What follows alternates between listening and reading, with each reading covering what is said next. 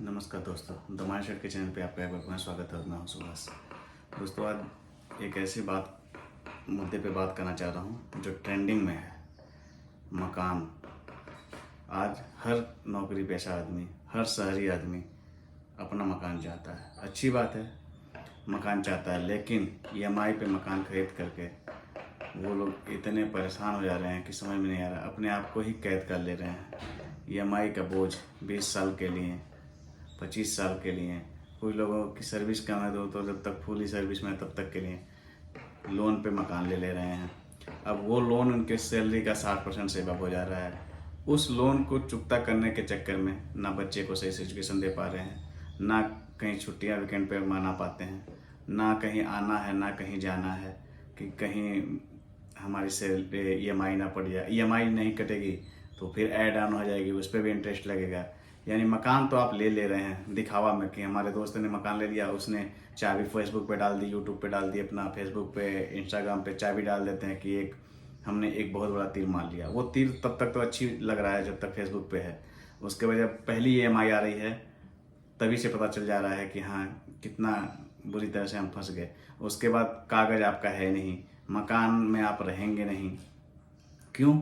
क्योंकि आप नौकरी पेशा हैं या मकान में रह भी रहे हैं तो ईएमआई इतनी ज़्यादा है कि आपकी सैलरी का 60%, मतलब जो रिपोर्ट कह रही है, रिपोर्ट ये कह रही है कि शहरी लोग, जितने लोग मकान में रह रहे हैं उसमें 60% लोग ईएमआई पे मकान ले रखा है। अब वो फ्लैट ईएमआई पे है, इधर बिल्डर मैक्सिमम पैसे ले रहे हैं, बैंक ईएमआई ले रही है। ऐसा ट्रैप बन गया है कि आदमी ना निकल पा रहा है ना उगल पा रहा है।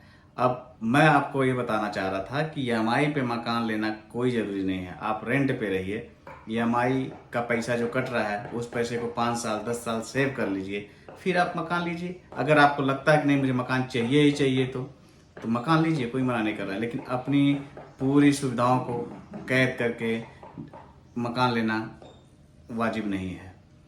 और अभी जो हालिया रिपोर्ट आई हैं कि बिल्डर्स मकानों के रेट महंगा से महंगा करते जा रहे हैं। क्यों? क्योंकि शहर में मकान 3 तल्ला 4 तल्ला से 5 तल्ला से ऊपर बन नहीं सकते। उसके लिए रेरा चाहिए। रेरा का आप देखेंगे तो बिल्डर्स क्या है, गलत अफवाह फैला के इतनी रियल एस्टेट के दाम इतने बढ़ गए, उतने बढ़ गए, कहीं कुछ नहीं बढ़ा।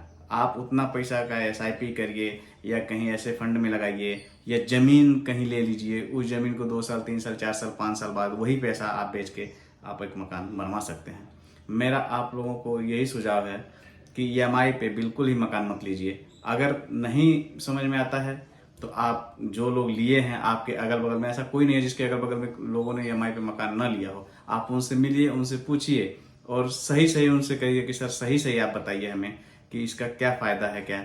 तो सारा बंदा बिफर पड़ेगा और कहेगा कि हम ईएमआई के ट्रैप में फंस चुके हैं। ये मकान नहीं, हमने अपने लिए एक जेल ले लिया है जिसके लिए हम कैद हैं। 9 से 5 ड्यूटी कर रहे हैं और सारी चीज़ें, मतलब अनवांछित चीज़ें हो रही हैं अब जो कि नहीं होनी चाहिए। आप इस बारे में सोचिएगा ज़रूर। नमस्कार।